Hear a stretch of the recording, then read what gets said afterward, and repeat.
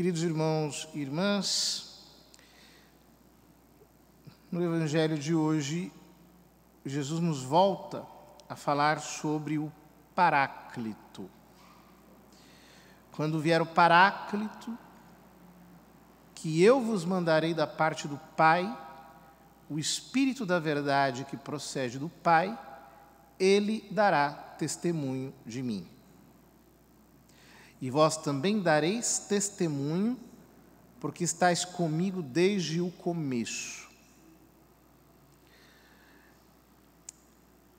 Jesus fala do Espírito Santo como aquele que está ao nosso lado, aquele que está junto de nós, aquele que está em nós. Ele diz que ele nolo mandará. O que mostra que a missão do Espírito Santo é cristocêntrica. Ou seja, não existe uma recepção do Espírito Santo à margem de Cristo. O que é muito importante, porque às vezes nós podemos ter uma concepção da ação do Espírito Santo numa cristologia isolada. E eu já vi muitas pessoas comentando coisas assim. Por exemplo, dizendo que o Espírito Santo é a completa liberdade, portanto, não tem vínculos, não está ligado a nenhum tipo de amarra. Bom, isso parcialmente é verdade, sim. No sentido de que ele é o Espírito da liberdade, ele nos leva à contemplação, porém,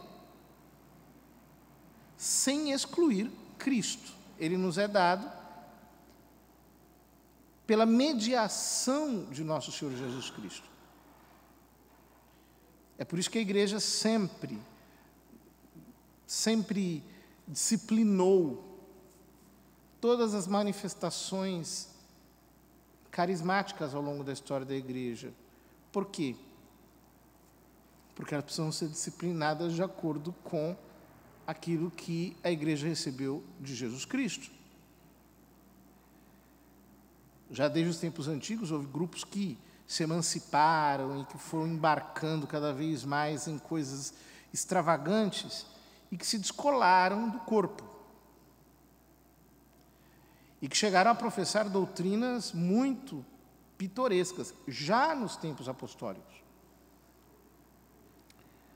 Havia grupos, por exemplo, que se deixaram influenciar pelo pensamento gnóstico, o qual contém todo um misticismo que dizia que, uma vez regenerado, o cristão já não tem mais nenhum tipo de dever moral. Não existe mais pecado, não existe mais nenhuma lei, e, portanto, eles podiam fazer aquilo que queriam no sentido mais vulgar do termo. E aí, já é um tipo de delírio, que às vezes é delírio coletivo, e que precisa ser devidamente disciplinado pela igreja. Por exemplo, na carta aos Coríntios, São Paulo apresenta a igreja como corpo de Cristo, que tem cabeça e membros, etc. E no capítulo 14, ele faz uma disciplina dos dons espirituais. E ele diz: faça-se tudo com ordem e decoro. Por quê? Porque pode ser que nós nos deixemos levar por uma exaltação emocional e percamos as estribeiras. Quer do ponto de vista doutrinal, quer do ponto de vista moral, quer do ponto de vista das nossas manifestações emocionais, e é preciso ter um verdadeiro discernimento. A igreja é o corpo de Cristo, constituída de cabeça e membros. Eu já vi alguns teólogos dizerem que a igreja é uma imagem da Trindade e como a Trindade não tem hierarquia, o Pai é igual ao Filho, o Espírito Santo é igual ao Pai e ao Filho, portanto, na igreja não existe hierarquia, nós somos todos uma assembleia de iguais. O problema é que a igreja não é uma imagem da Trindade propriamente. É uma imagem de Cristo, da humanidade santíssima de Cristo. É o corpo de Cristo. E como tal, ela tem uma ordem. Ou seja, a ação do Espírito Santo não se dá de uma maneira cristologicamente isolada. Ela traz para o centro a vida, a mensagem e a própria missão de Jesus Cristo. Quando vier o Paráclito, que eu vos mandarei da parte do Pai, o Espírito da verdade que procede do Pai, ele dará testemunho de mim, testemunho de Cristo. Ele é o Espírito de Cristo. São Paulo chegará a dizer na carta aos Romanos que ele enviou aos nossos corações o Espírito do seu Filho, que clama Abba, Pai. Ou seja, ele é o Espírito do Filho, é o Espírito de Cristo. No Evangelho de São João, isso é muito marcante, porque Deus diz a João Batista: aquele sobre o qual vires o Espírito Santo descer e permanecer, este é aquele que batiza com o Espírito Santo. E é por isso que Jesus diz: eu vou-lo enviarei da parte do Pai. É Ele que faz esse envio. Subindo aos céus, comissiona o Espírito Santo para a igreja na terra. Portanto, se algum espírito quiser excluir Jesus Cristo, o Deus encarnado, para uma ação autônoma do Espírito Santo, São Paulo diz na primeira carta aos Coríntios: ninguém pode dizer Jesus seja maldito pelo Espírito Santo. Tampouco ninguém pode dizer Jesus é o Senhor senão pelo Espírito Santo.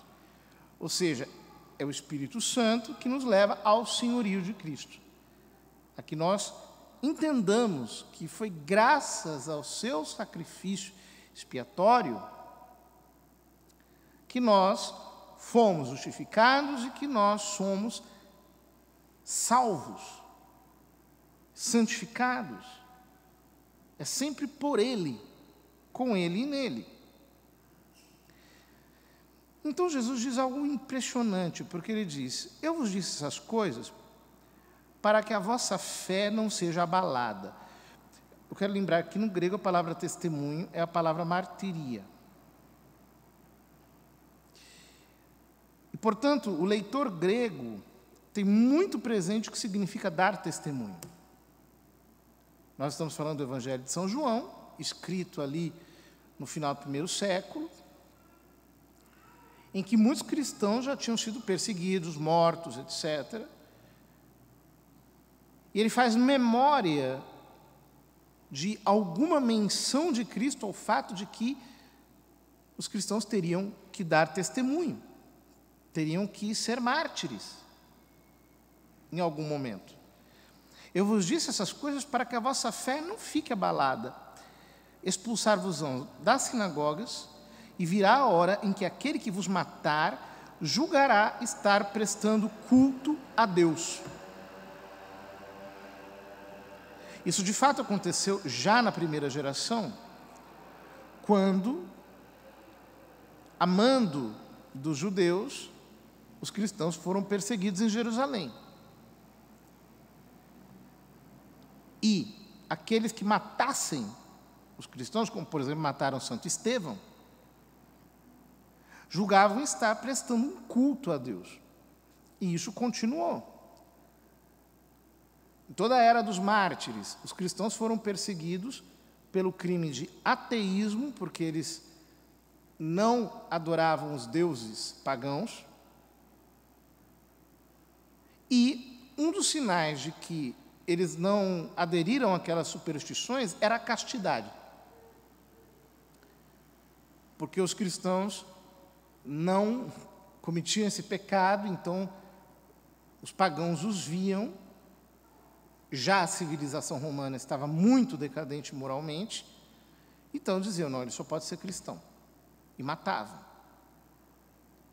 Mas matavam porque achavam que os cristãos eram impiedosos. Diziam, eles eram ímpios, eles têm o crime da impiedade, eles não queimam incenso aos deuses, eles não adoram aos deuses, como nós adoramos. Nos tempos antigos, a religião era o que constituía a sociedade. Cada povo tinha o seu Deus, ou seu panteão de deuses nacionais.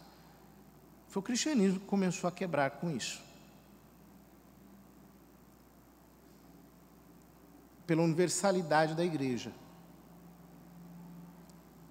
E mostrou que Deus é o Deus de todos os povos e que Ele quer que todas as nações sejam reconciliadas consigo por meio de Cristo. O cristianismo, com a sua mensagem universal, quebrou isso tudo. Só que, justamente por isso, os cristãos foram perseguidos. E aqui nós entramos num mistério, um mistério que perdura até os nossos dias. Muitas pessoas bem intencionadas não nos entendem, nos perseguem.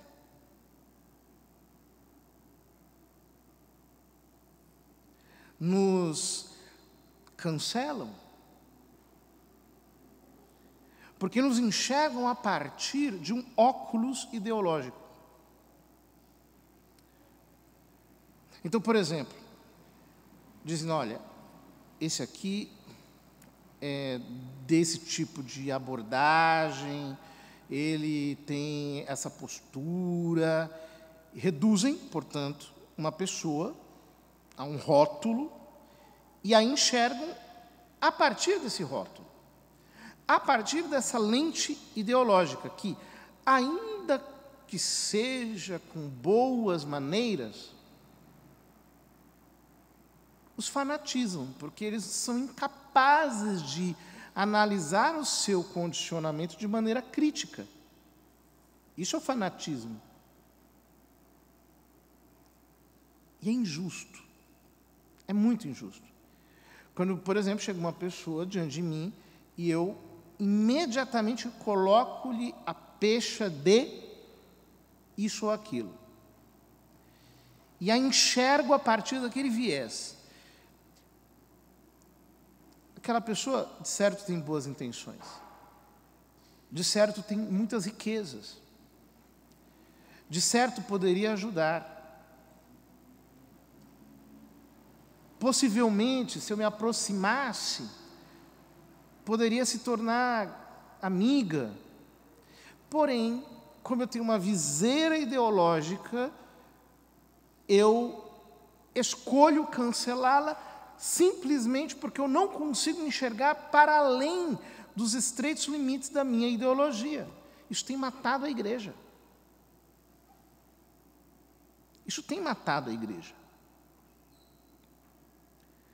Quantas pessoas boas são canceladas por causa de uma ideologia?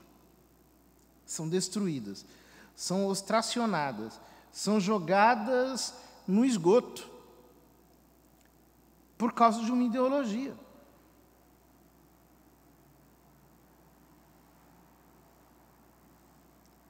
E diante desse fanatismo, porque é fanatismo, ainda que com bons modos, o é.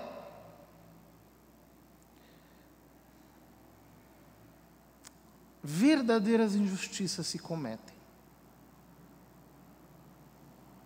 Danos muitas vezes irreparáveis.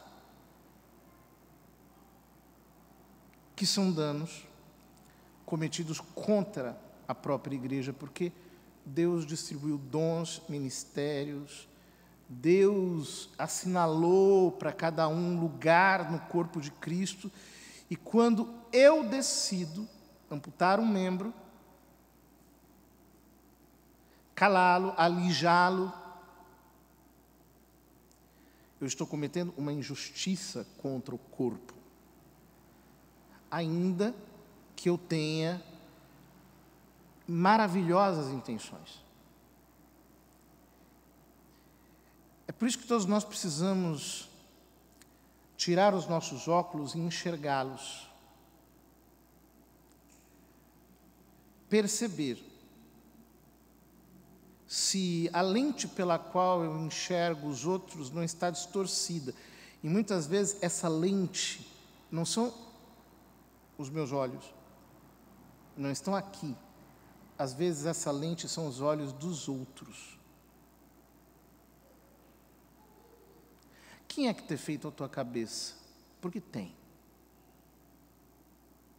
Tem. Quem é que se tem favorecido às tuas custas? Graças a todos esses comentários, dizeres, a esse coleguismo tão infantil, mas que condiciona, limita. Se nós não somos corajosos a ponto de olharmos as nossas lentes e as analisarmos, nós continuaremos fanatizados numa visão distorcida. E isso não prejudicará apenas a igreja, isso prejudicará também a nós.